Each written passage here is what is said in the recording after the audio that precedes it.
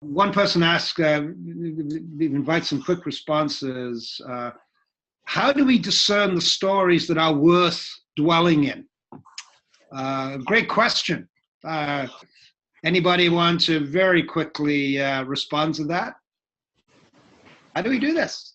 Let me comment on that one and connect it with the earlier one from Jamie. So Chris's question about discerning stories and Jamie's about how do we, it was along the line of commitment. What kind of commitment do we need?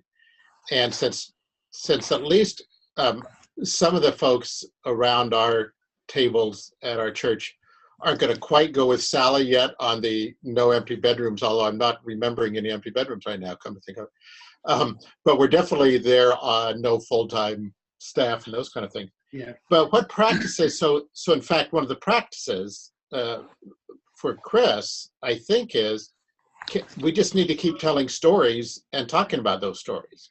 And that really becomes a practice, doesn't it? Do you see God in that story? Do you see love? Do you see justice? Do you see beauty? Do you see do you see humility? Whatever kind of observations we can make. And so at least even among any human in the room, those kind of commitments of storytelling and listening to stories and discussing stories and connecting stories with scripture. I mean, there's some very basic things that don't take a lot of training and a lot of time, and well, they can take time, but it's a wonderful way to spend time. But it was interesting how many of the stories in the journal were about listening to somebody else's story. And it's that human contact with, because otherwise, since God shows up in real lives, that means it's accessible in the stories of those lives.